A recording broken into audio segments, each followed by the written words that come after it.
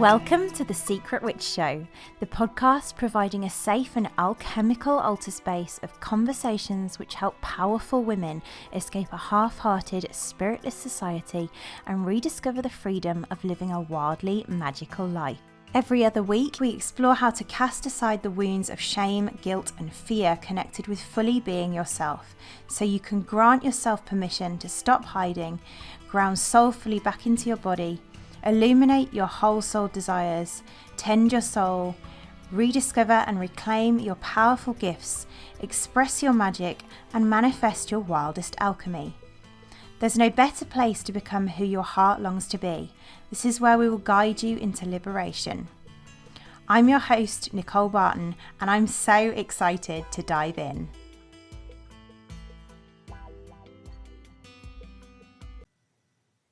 Welcome, magical ones. How are we all?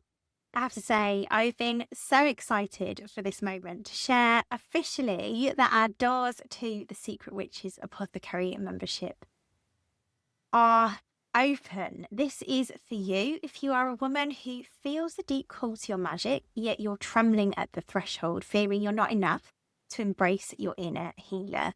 You're what I call a secret witch, a woman longing to be your true, unapologetically magical self, yet feeling you have to hide yourself in shame in case you are burned at the stake for being who you truly are.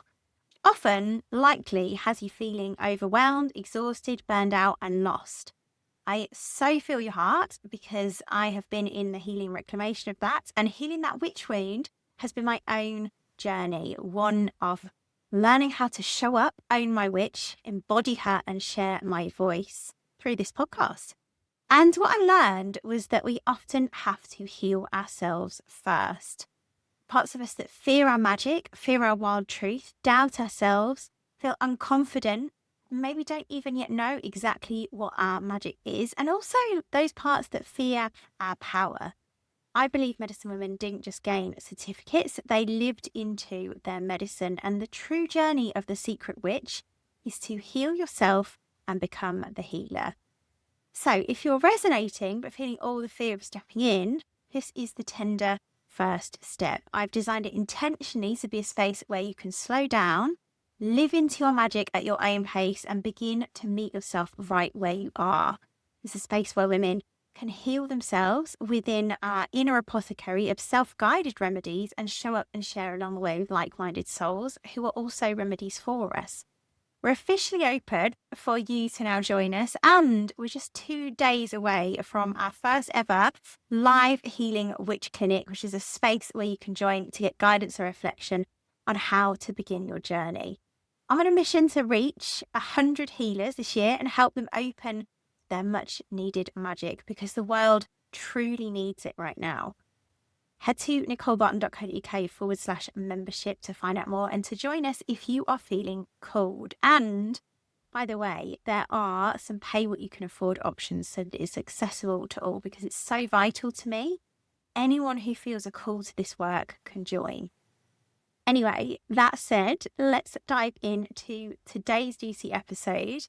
On The Secret Show today, I am diving into how our struggles, challenges, and things that go wrong, and even our trauma, can become our remedies, and how we can reclaim our power and stop fighting that alchemy process. Sharing my own personal journey and the vulnerability of that, I explore how we enter remedy states each time we meet challenge, and how I've been conditioned to shy away from and avoid our darkness, which often leaves us innocently locked in to that wounded state, resisting the lesson. Instead, I share how we can open to learning new skills to meet ourselves lovingly in our triggers, wounds, and challenges so that we can receive the gold from them. Exploring how our gifts are found in our wounds and how we can cultivate self-love, safety, vulnerability, and deeper intimacy with them in order to heal ourselves. This episode offers a transformative perspective of challenges as opportunities for growth. And it does this in a way that also doesn't have us bypassing our pain, but honouring and acknowledging it, aka truly healing it. Let's dive in. Welcome, Secret Witches, to episode 110. Oh my goodness. How to stop fighting the lesson and start receiving the remedy. Well, I was just chuckling to myself before I pressed record because hilariously and synchronistically, as I'll explain later in the episode, I offered this as an option for the group to choose, like which topic they wanted me to speak to this month. And they chose this one. And then, of course, I called in all the challenge, all the lessons. I think one day I counted that 16 things had gone wrong. And like some of them quite major. Like I had a day where I just went into like complete, like, oh my goodness, like how am I even still holding all of this? And so it feels synchronistic and also very magical. And I'm like, of course, now this makes sense because I always get what I teach. Yeah, it feels like we're meant to be here talking to this topic. And so I say that because if you're in the middle of a hard moment, like I so deeply feel you. And what I want to share in this episode and give some like opening of possibility to is that this might mean you're actually closer to your medicine than you think. Now, to give a bit of context, the secret witch can often struggle with challenge, with meeting anything that I'm calling like a lesson. By a lesson, I kind of mean something that goes wrong, something that feels challenging, something that maybe feels scary, something that feels maybe like reminds us of trauma. And we can struggle with secret witches to meet that, largely because life has often been a whole series of traumas for the secret witch, or at the very least, a series of microaggressions, because she's so sensitive. And often, as secret witches, we weren't met in childhood in a way that, honoured our trauma, and also, was modelled to us. Like we didn't have it modelled to us how to be sovereign and powerful in response to challenge. And often kind of that dismissal of our trauma and not being met and not having our trauma honoured can also resulted in like soul rupture and soul loss. And so each time as a child we have experienced a trauma, we've likely entered what I call a remedy state, particularly if we weren't taught or modelled how to navigate not being in a remedy state, which involves loving ourselves, welcoming ourselves, accepting ourselves, and people having done that for us and modelled that for us, which is quite rare, especially for a secret witch. And so, just to explain what I mean by a remedy state, I often use the analogy of an onion. So if we're imagining that we're an onion, and right at the centre of that onion, there's the core, and that's who we're born as. That's like the beautiful, sparkly, magical little child, little girl, often phosphoric, but not always, who has kind of like, that's how we were born. That's what I call our constitutional remedy. And we're born into that remedy state. And then throughout life, who knows when that trauma begins, but like throughout life, we have lots of traumas. And those traumas kind of add another remedy layer to our onion. And another one, and another one, and another one. Each time we meet a trauma or a wound or a challenge that isn't kind of healed and alchemized in that moment, it becomes like another layer clouding over who we were at our core. So we build up these layers of trauma, these remedy states over time.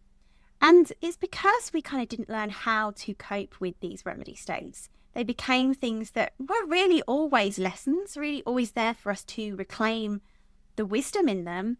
But we were conditioned instead to ignore them, to shame them, to believe that adversity is wrong and to be avoided. Like our emotions were kind of shamed, shoved down, suppressed. Like we weren't allowed to express the traumas that we had been through. And we learned that that was wrong to do so. So we avoid the dark. We learned to avoid our messiness, our rawness, our things that feel like challenge. And we mask ourselves. We hide our emotions. And we fear that they're too much, that kind of being in how we feel in challenge is too much. And so we learn to interact in a way that has us avoid the dark, avoid the lesson, avoid the initiation. And so we're scared of the lesson. And so I just want, as you listen to this episode, like I just want you to hold that in your heart, like realize that it's innocent, that we learn to fear the lesson. That's how we're conditioned in our modern mundane society.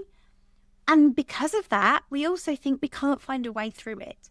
Like it seems difficult. And so we spend much of our lives trying to work out how to fix the lesson or problem instead of receive its remedy. And what that looks like in terms of like what it looks like to be scared of the lesson is that piece around fixing. But there's also other ways that shows up. So resisting, an example of that is like avoiding looking into the mirror at what this lesson might have to show us.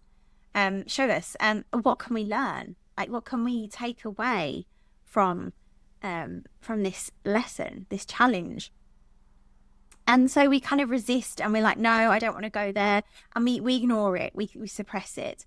Another way is controlling the lesson or the challenge. So we try and micromanage it. We try and control it. We're like, okay, I'm going to fix it. I'm going to be very hyper vigilant to stop this happening again.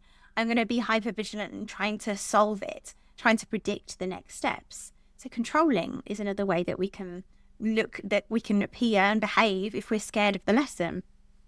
Projecting. This is a big one. This is a common one I think most people can relate to, is this sense of like blaming others, blaming the circumstances or the situation. And again, it's helpful to hold that all of these behaviors I'm illuminating are innocent. They're how we learn to be with the challenge, how we learn to be with challenge. It's our coping mechanism, if you like, that we learned as a child who wasn't modeled how to meet challenge. The other one is spiraling.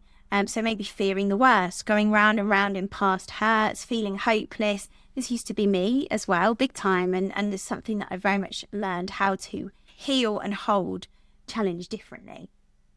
And so my point of view is when we're in these kind of patterns and learnings of behaviors, is that we need to start seeing that actually the lesson or the challenge is here to guide us to our healing and expansion. And by that I mean there is always gold in every challenge we face. And that might seem quite radical because the secret witches, it's very difficult because of the level of trauma that we've held, it's very difficult to see the gold. And I know that because I have seen many, many women and journeyed with many, many women who have also had the same experience with me, and that it is quite challenging to rise and be like, okay, like let's elevate beyond what's going on right now and see what's here. But this isn't just my point of view, and my point of view is embodied, but it's not just mine. It's not just my point of view. It's literally an ancient universal healing law.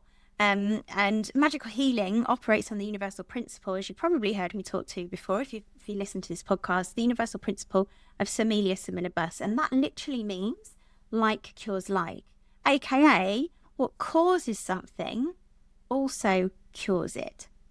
So when we think about meeting something awful and experiencing something awful, it means the wound is also the medicine for it. The wound also heals us. If we can learn how to love ourselves and meet ourselves in that wound. And that is the deepest work. Like the work that we're in this path is learning to love ourselves and meet ourselves in our wound. And this is the remedy aurum. Aurum is gold, of course. Like learning to heal and alchemize our darkness into gold is her gift. And it's that it's the archetype of power, like learning to reclaim our healing power, to learn how to take the challenges that we face or the triggers or the what I call material for liberation. Like when we meet anything, often fondly renamed FML by many of my many of the witches walking this path, many of my students, and it's helpful to begin to learn how to start to see it that way. And that is a journey. Like there's a whole journey. This is Aurum's gold, as I said. There's archetypal remedy Aurum that helps us to do that. But ultimately, I believe we each came into this lifetime to live out the particular pattern of challenge we've experienced so that we can reclaim our gold and help others with it. It's why I believe that the route to becoming a healer is heal yourself, become the healer. And that's very much been my own journey. Like I've worked with my own soul map of remedies to heal and alchemize them, spiral through them, to consciously reclaim the gold within them. And that is a process of learning how to integrate, learning how to work with our remedies, learning how to self-illuminate, learning how to claim our power. And it's part of the work that we do in this path. But ultimately, we each have our own unique soul map. And no one is without challenge. Like, we've all journeyed here and we meet challenge. And we came to experience, I believe, what we've experienced so that we can heal it for ourselves.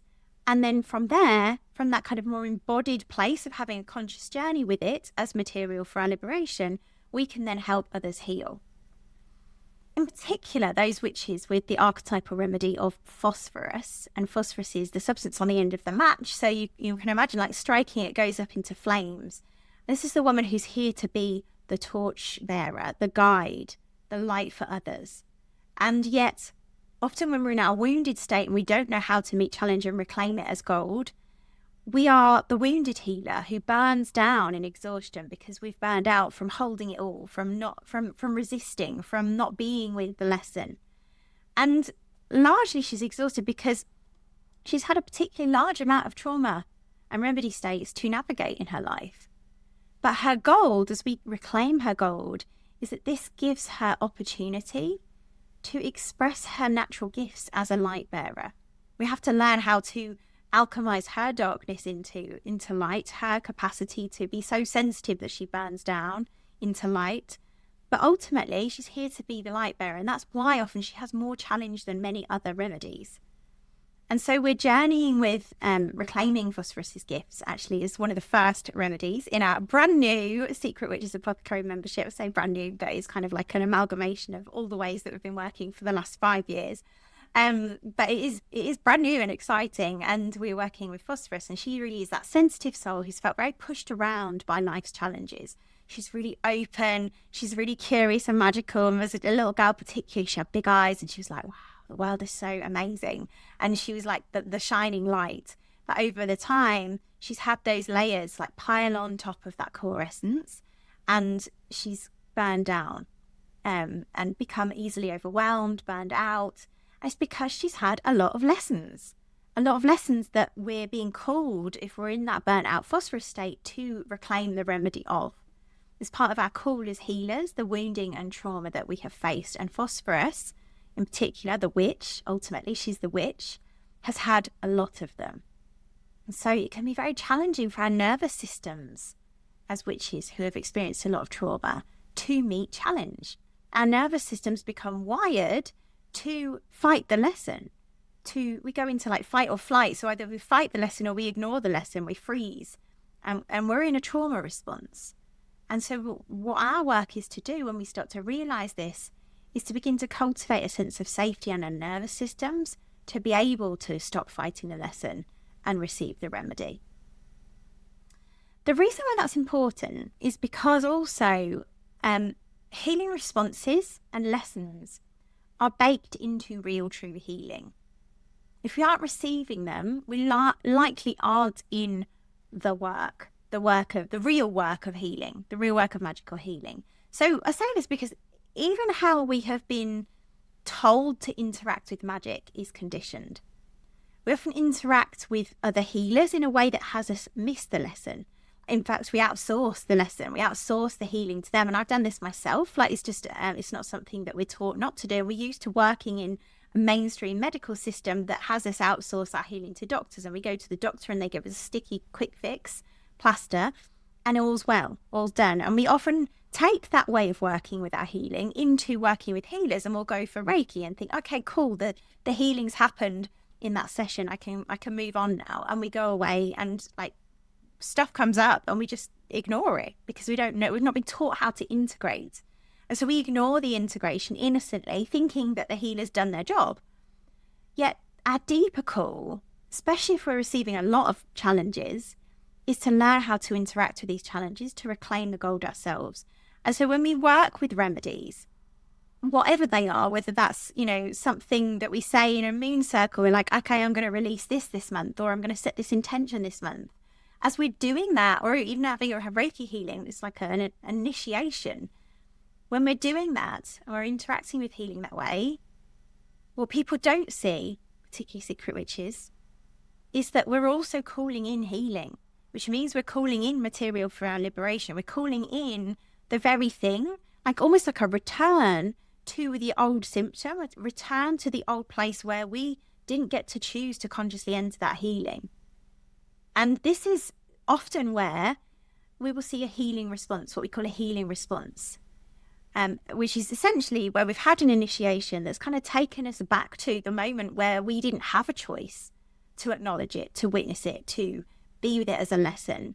I've been returned to that point in time so that we can journey with it differently, so we can decide again. The challenge is, if we don't know that that's how healing works, we start to fear this. We start to experience challenge as something that's like really awful. We kind of fear some kind of response to our magic as well. We can doubt our power and fear our power and be like, oh no, I can't interact with magic because what if this happens? It's like, how often have you had a healing and felt worse after?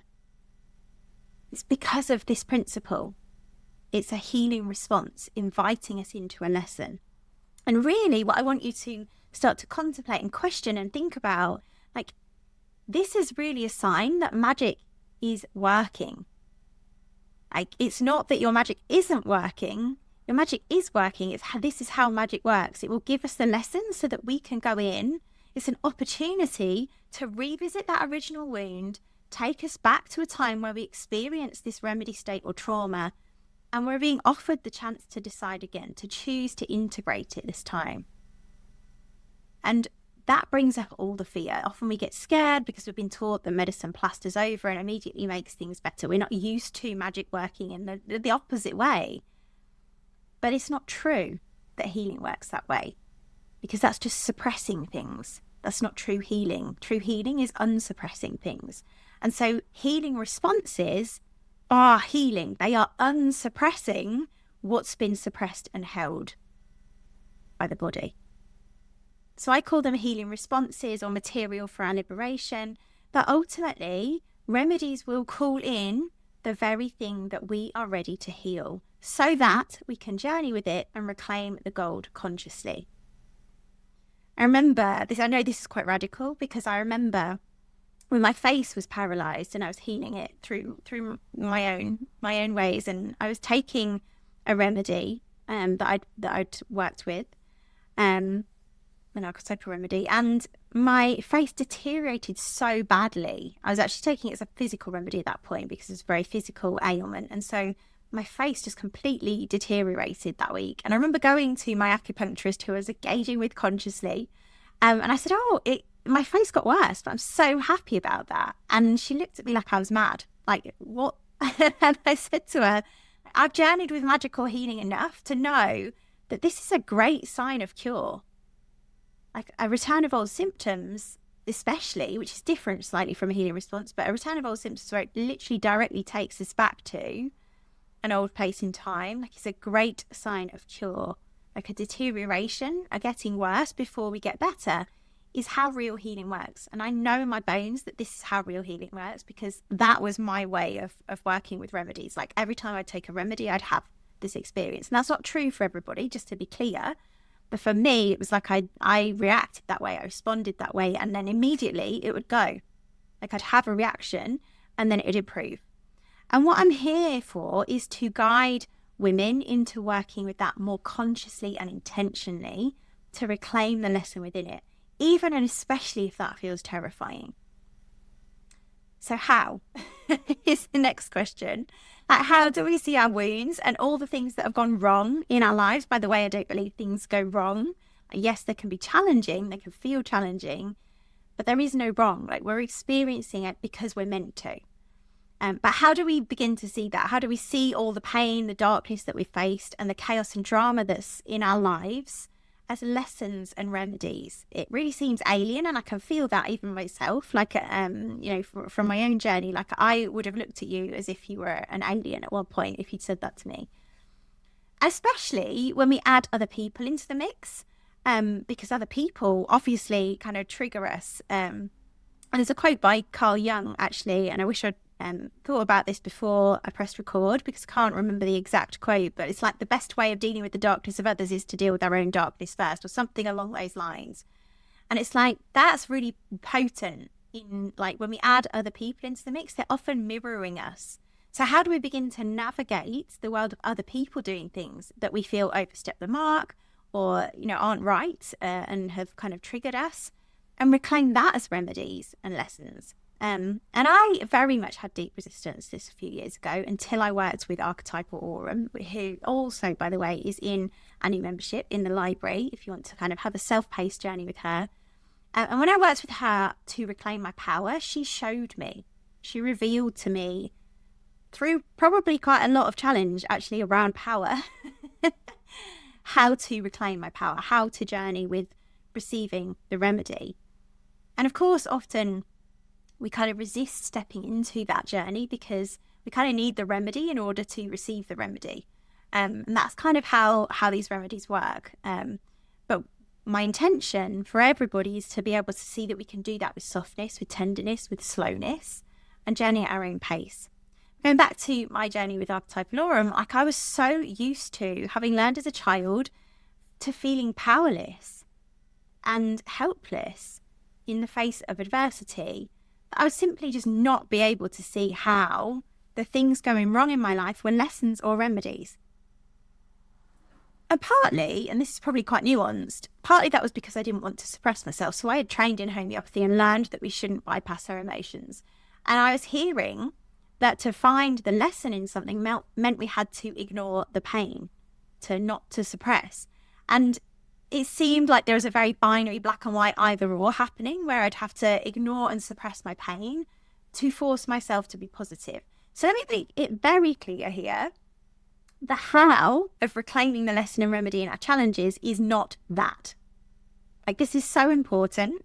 Like, this is not about toxic forced positivity and bypassing our wounds at all. I'm not saying we need to force positivity and kind of be like, oh, where's the gold in this? This is amazing. Like, don't worry about that. It's like, where's the gold? Like, this isn't that.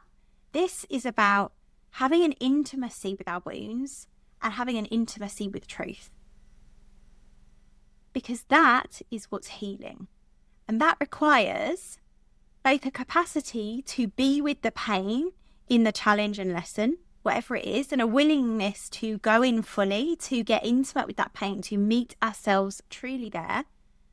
Because when we do, that's when we can start to truly integrate it and meet the gold. And we have rejected parts of ourselves that we have shamed our whole lives by pushing them to one side, ignoring how we feel, trying to be more positive. Like, oh, we'll just plaster an affirmation on top of that. And I'm great. This is good. And it's like, yes, it is good. And there's still very real inner little girl feelings there, like suppression, shame, guilt, fear, that we don't want to dismiss. Like, we've fought ourselves, we've rejected ourselves, we've felt the pain of struggle in that shame and rejection of the remedy layers we went through. And those were real things that happened to us that had us learn coping mechanisms. But these things were always there for a reason. And that reason is to invite us fully and wholly into embracing ourselves. But we don't do that through bypassing. We do it through learning to hold both, through learning that we can be with the pain and also have eyes for the gold. It's the how of how we stop fighting the lesson and receiving the remedy is just that, beginning to lovingly meet ourselves in our pain, staying open and curious about what can be found in it, and deepening intimacy with ourselves to understand the truth in the lesson and the wound. So, what it means to receive the remedy, like what's the route to that? Well, there's probably a whole load of things that I could talk to, but essentially, some of the things that we can do to start to meet receiving the remedy is softening. Like, firstly, we have to learn to have some self-compassion. We have to learn to love ourselves and learn to hold ourselves, especially our inner little girl, who's often the part of us feeling the pain. We have to deepen into vulnerability and be able to go in and be honest with ourselves, but we have to have softness to be able to do that. Witnessing. Like, we have to begin to lovingly witness and hold space for ourselves in what we're journeying with, which often remedies will help us to do. Like, they can help us lovingly witness the parts of us that are showing up for love in our challenge and really illuminate those with clarity, holding up a mirror for us to witness ourselves in our triggers. Feeling. We have to get into that feelings with how our body feels about a situation, fear or challenge. Like, feeling everything, feeling fully and submitting to it. We have to learn to stop resisting and enter the wound as the portal of initiation that it is, so that we can reclaim the gold. Now, it's also a lot more nuanced than that, because there are so many remedies, so many layers. There's room for all of the exploration of that in our membership. But to give you a bit of a taster for what I mean, and to try and give you a kind of more practical example, there's been so many to choose from over the last month. Just in this last few weeks, I called in all the material from my liberation. I've been journeying with particularly deep childhood wounds, consciously and intentionally, like for integration. So I wanted to share a little bit about that as an example of how to not fight the lesson and start receiving the remedy. Because there was a moment recently that brought a deep, deep core old wound right to the surface. I was journeying through some like processing of childhood things, fully supported with my guide one-to-one. And I had reached out intentionally to my dad to try and validate something that I wondered whether it was true about my childhood. And it was an aligned action that felt raw, brave, vulnerable. And he didn't respond. And when he didn't respond in the way that I'd hoped, I could start to feel like the trigger rise, the sting, the grief, the ache of not being seen, the ache of not being validated. And I'm going to give some context to that because it might seem like a small thing. But for me, it wasn't, because when I was 4, my dad left and he's pretty much not been in my life the entire time. But there was something I really wanted to know about my childhood. Like, there was a part of me that was seeking some truth to find. And even now, decades later, there's still a part of me that carries that wound. The little girl that wonders, like, was I not enough to stay for? Like, the part that learned to try harder, to be better, to be more lovable, so that maybe one day he would come back, or at least see me, or say the words that I needed to hear, to feel some validation. So when I didn't feel that validation in this moment, just recently, it wasn't just about now. It was about then. It was going back to a young part, a layer, actually archetypal phosphorus layer, interestingly, because archetypal phosphorus is my core wound and also my gift, therefore. And also, just as a caveat, like, we go into our wounds to reclaim the gold because our wounds are also where our gifts are. They're the place where we find who we're here to serve, almost like our niche in many ways, if we're thinking about marketing. But this is a very organic kind of feminine way of working with that, so I often don't use that languaging. But ultimately, in that trigger, going back to that, like, it was a layer of archetypal phosphorus wounding who felt abandoned. And it was the younger me was trying to rewrite the story, trying to get the love that she never received. I could feel myself wanting to message again and be like, hey, like forcing it. Like, don't you see me? Why don't you validate me? Like, speak to me, listen. But this time, something was different. My witch queen, as I call her, the powerful aurum part of me, archetypal aurum, caught it. And I paused and I didn't send the message. And that was quite natural to me, actually, at this point, because I've been in the work of like working with aurum for such a long time. Like, and back in, 5 years ago, even, I would have just been straight on that message. But like, I have learned to cultivate, almost like cultivating a muscle, the capacity to pause, the capacity to be like, okay, let's zoom out. What's going on here? Like, it's natural. It's like a muscle that's been learned.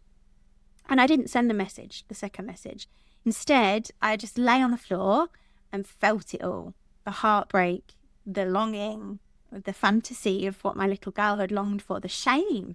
And underneath it, the truth, in that I was still looking to him to validate that I was right. That's what I started to see. That was the lesson that came from that as I started to sit with it. And that was so transformational, because what happened was I started to not abandon myself in that moment. I didn't make myself wrong for needing love. I held the part of me who'd waited to be seen. And I let her know, like, hey, little girl, your version of reality is true. Like, you are worthy, even if your dad never sees it. I became like the inner parent. And as I journeyed with, particularly with my inner apothecary and the archetypal remedies for this wound, so phosphorus and aurum as well, I realized I could validate myself. I could see myself. I could honor my own truth of what happened in that experience in my childhood that I was trying to make sense of. And that was the remedy. Not in changing the past, not in fixing anything, not in trying to plaster over it and be like, hey, the gold is that my dad's not in my life and yay, he was an asshole, let's get rid of him. And like that's where we tend to go when we're just kind of bypassing and plastering over it and looking for the superficial gold. Like when we go in and we go, what was in this for me? And we see, oh, part of me was seeking validation and I can validate myself. Like that's the remedy in deepening intimacy with the wound so that we can choose to see and validate ourselves, to stop fighting the lesson and soften into what was really being asked of me. It was what I was doing, like to become the person that stays and knows my own truth for myself. And so that's a kind of smaller personal example, because healing doesn't always look big or magical. Like sometimes it's just not sending the message. Sometimes it's crying instead. Sometimes it's placing a hand on our hearts and saying, throwing a little girl, like, I'm here, I'm not leaving. And that's the medicine. That's an example of how we can pause, how we can create space around our triggers, how we can instead go inwards into the gold, into the lessons and reclaim the remedy. And just to be clear, I know that I've made that sound super easy in many ways, and it wasn't. Like it was easier than it used to be because I'm so used to working that way, and it's something I've had to learn how to do, how to like not fight the lesson and receive the remedy. It's so tough to begin to navigate life in that way, especially when it's rare that others will also operate that way. For me, I was thinking, well, why do I have to be the one who takes responsibility? But I see now it's because I get so much more for myself from taking responsibility. Like there's so many benefits to working and operating that way. So what shifted in that was I recognized the old pattern playing out, that my inner little girl was feeling that kind of need for validation from my dad to prove that I mattered, to prove that I was right. And this also wasn't about really the present moment, although it was, but it was also about an unresolved childhood wound. And instead of reacting, instead of texting or defending or explaining, I turned inwards. I paused that kind of spiral down. I chose to feel it instead of fix it. I let myself cry. I stayed with the pain rather than abandoning myself. Like I reclaimed the power of like being there, not abandoning myself and not trying to control somebody else's response. I offered myself the validation that I was seeking. I became the one who saw myself, who stayed, who said, you are worthy. You do not need to be chosen. And I broke the spell of needing that external approval to feel okay, because we're often giving our power away when we meet ourselves in challenge in a way that isn't this. I reclaimed the power from the place that I had given it away. And ultimately stopped fighting the lesson and received the remedy, like self-witnessing, self-love, emotional liberation. And I want to speak briefly to, like, as a special kind of piece on people as remedies, because often our challenge can come in the form of other people, as my example did here. So like, how do we navigate that? Well, firstly, I often talk about people being remedies. So what do I mean by people are remedies? I literally mean that people are remedies for us. They are the people who are able to offer us the lessons if we go in to choose them, because they will offer us moments of challenge. People offer us moments of challenge where we can choose to go inwards and see what is there for us in the triggers that we have in response to their interactions. So there's a couple of ways that people are remedies for us, in that they offer us moments of challenge for us to meet ourselves, but they also are mirrors, in that they can mirror things to us. Maybe we're jealous of certain things, or maybe there's all sorts of ways that they can be a mirror. Maybe they symbolize something that we've not thought about, that we've lost in ourselves. Like, they mirror things to us about aspects of ourselves we have shamed and shut down.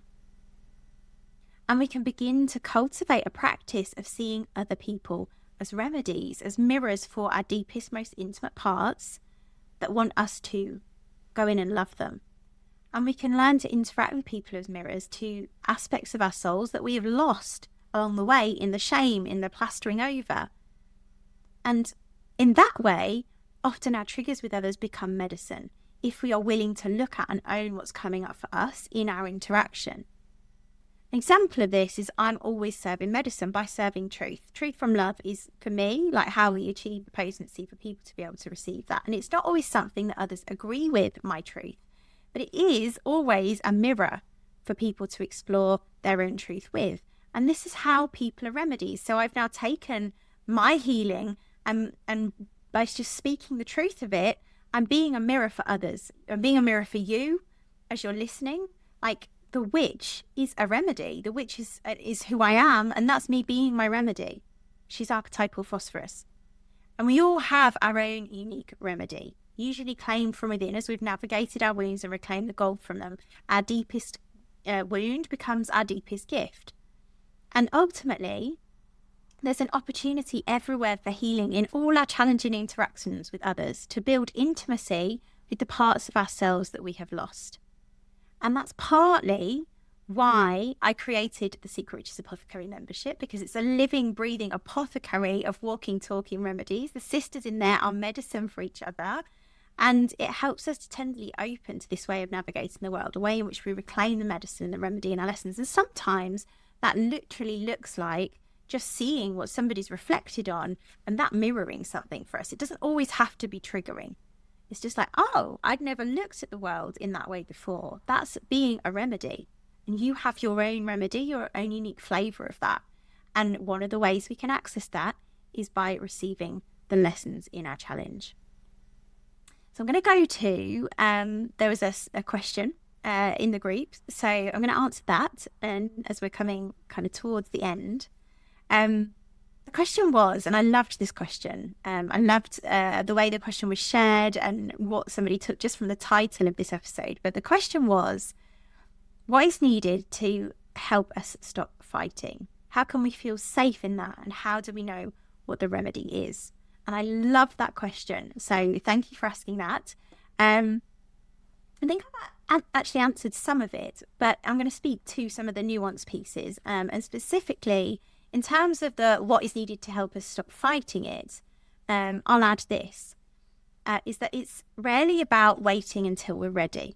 Because often the secret witch will wait until she feels ready to kind of go in and meet this.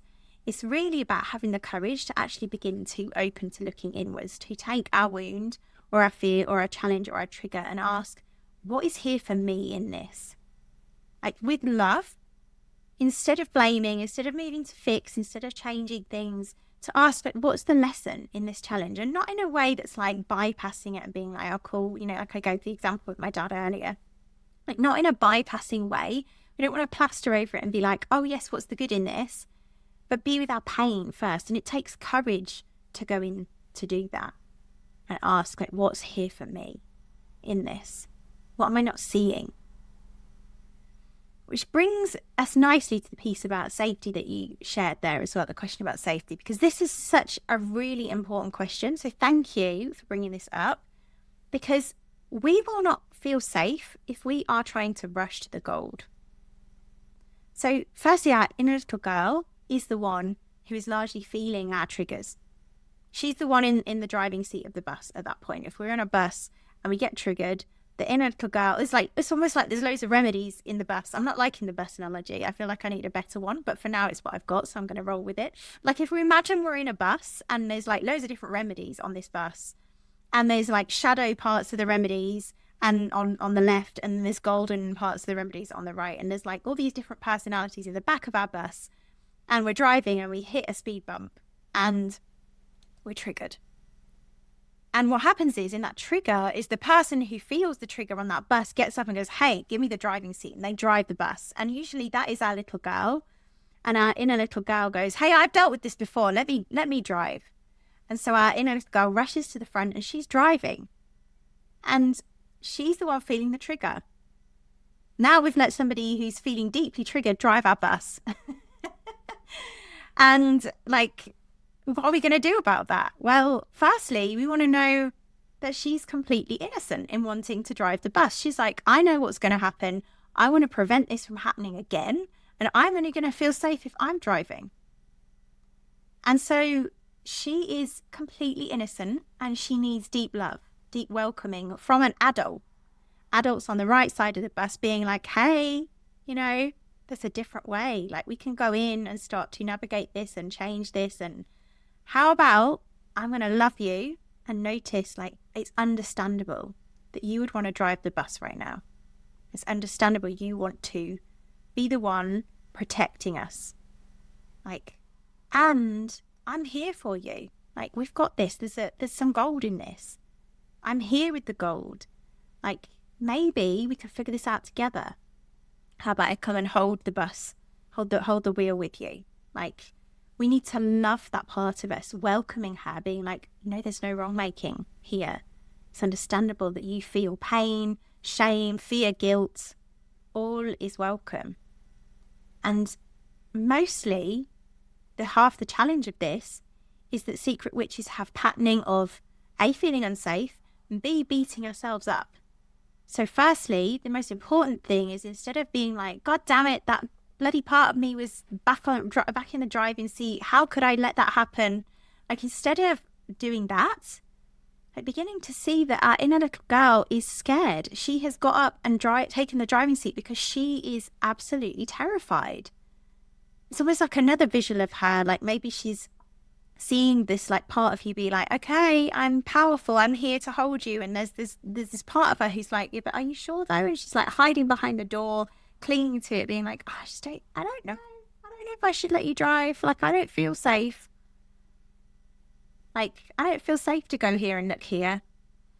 And so our first thing is, like, can we begin a dialogue with this part of us and be like, hey, little Nicole, or whatever your name is, I see you being scared in this challenge, in this trigger. I hear you wanting to drive the bus, and that is so welcome. You're so valid, and to feel that way, like, you can, if you need to drive the bus, like, you can drive the bus. But how about we just like talk about this first? Like, what do you need to step away from that wheel? Like, what do you need to be able to learn a new way of navigating this challenge as a learning experience? And see what she says.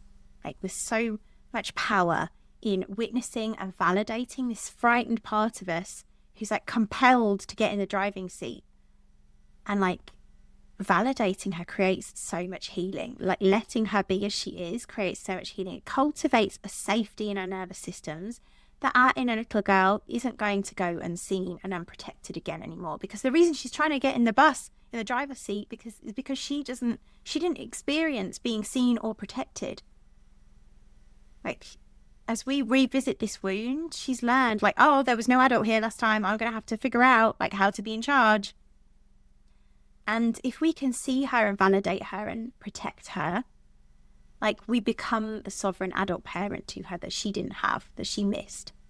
And we're able to open to holding our challenges in a different way, naturally, from that space. So that cultivation of safety, and very much there's a piece in that as well around like learning to meet our nervous systems. Like, if we've had a lot of challenge, like, what do we need? What do we need is always that first question of like, what do we need to feel safe right now? Before we even go in and start doing the inner work, like, what do we need to feel safe?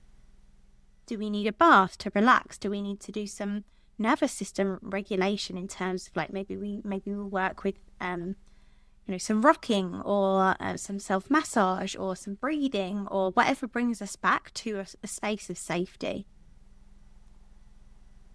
And just bearing that in mind, like having that dialogue with our inner little girl.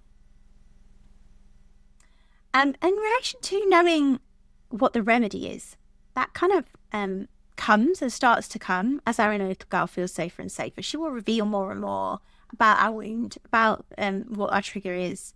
But it's ultimately a deeper kind of integration process of beginning to understand what the themes are, what our deeper triggers are, what is really there beyond the resistance. And so that's why a process of beginning to go and look inwards is so helpful. And that really can be anything. Like, it doesn't have to be archetypal remedies, but it's also why the remedies are so helpful as a lens to help us work out what the remedy state is that we're in. They begin to help us unpack through self-illumination, self-discovery, and kind of hold up that mirror to be like, okay, what is the wound here? Like, which remedy's got up and is driving the bus? And we can go in and start to do that by asking ourselves on a very basic level, like, what is the wound? And we could do that and see what we find. There's obviously also deeper ways of journeying with this. And one of the ways that I often invite women into is by journeying with a soul map. The reason I offer a soul map is because it often provides a very clear roadmap of the core wounds that we are here to work with in this lifetime, that's been distilled from like a whole consultation process about the wounds and the different layers of the onion. And so we kind of have that clear map to help us hold up a mirror to the challenges, to discover which wounds are the ones that we've come here to journey through. The remedies in our bus, I'm going to need a different analogy. And so I'm going to work on that one. But essentially, like there's a whole map of knowing like what we've come here to heal and what the wound and what the gold is. And that can be really supportive to knowing the wound and the gold available as we navigate that process. And that's not to say we can't do it without a soul map. Of course we can. It's often more challenging, but it's also totally possible. And we can just begin to notice what we can learn from any particular trigger. So kind of that's the first place to look. And actually, the first place even before that is to look at our relationship with triggers, challenges, and lessons. So to bring this episode to a close, I'm going to leave you with some gentle questions to begin to inquire into around fighting the lesson and receiving the remedy.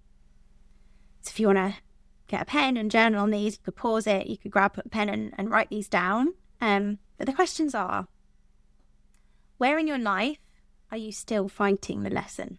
And go into that one tenderly and with love, because there is a reason that there is a little girl driving our bus being like, nope, I am fighting that lesson. This is question number 1. Question 2, what might it feel like in your body to stop resisting and to soften into the medicine that's waiting for you? Feel that. Just notice the sensations that come up as you feel into that. Third question, what if the thing that hurts us is also our healing? Fourth question, what are the costs and benefits of stopping fighting the lesson and starting to receive the remedy? That question often helps us to choose consciously. Which brings us to question 5. Do you choose that fully? Bearing in mind, when we do choose that fully, we may get a healing response. Just to bring it back to that. But either way, whatever you choose, and there's no wrong making if you choose no, after illuminating all of that, the key takeaway for me is like, we're not behind if we're feeling stuck in a lesson or fighting it. So again, bring welcoming to that part of you. Like, you're not broken if you haven't known how to receive the remedy. It's something that is a skill to build. It's a new way of interacting with our wounds that we've not been modelled, we've not yet learned. So we're just, if we're there, we're just in the part of the story where this remedy is being revealed, like this Aurum piece of like learning how to receive the gold in our darkness. So I'm loving you in that. I would also love to hear, for those of you who are listening, if you want to share what came up for you in this, wherever you're listening, either if you're on YouTube, you can share it in the comments, or you can join our Secret Witch Sisterhood group on our Facebook and share it in there if you want to, or you can just reach out to me directly. I always love to hear from our listeners, to hear what they feel about what they've received, the medicine they've received in the podcast. I'll also pop some links to the membership and the soul mapping stuff in case you are wanting more details on that. But either way, know that you are exactly where you need to be in this journey, and you're seeing exactly what you need to see. And we only get what we can hold is the other piece of that. So yeah, loving you deeply, and I'll see you in the next episode. I absolutely loved recording this episode. Here are my key takeaways. Lessons are often to be found in all the things that go wrong in our lives. our challenging experiences or traumas not met well in childhood often lead us to a cycle of suppression and fear of adversity. This can lock us into a remedy state that clouds who we are at our core, leaving us scared, wounded inner little girl, in charge of navigating our challenges until we reclaim our power by welcoming and loving her so that we can pause and go in and find the gold in them. We assume that healing should be a quick fix sticky plaster that immediately solves our challenge. But really, true healing often involves a healing response that takes us back to the moment we experienced a soul rupture so that we can revisit it and decide again, whilst we unsuppress whatever was suppressed. That moment is where our lesson is, which makes our moments of challenge actually opportunities for healing. People can often be our biggest triggers, but they are also remedies and mirrors for us in our healing. That's why I've created the Secret Witches Apothecary membership. We often need to create a sense of safety for our child to meet triggers, because for the Secret Witches especially, this way of working is largely not something that's been modelled. It requires us to learn new healing skills like nervous system tending, true self-love and acceptance, and the capacity to hold the tension and pause in our triggers. And these skills can take a little time, tenderness, and love to learn.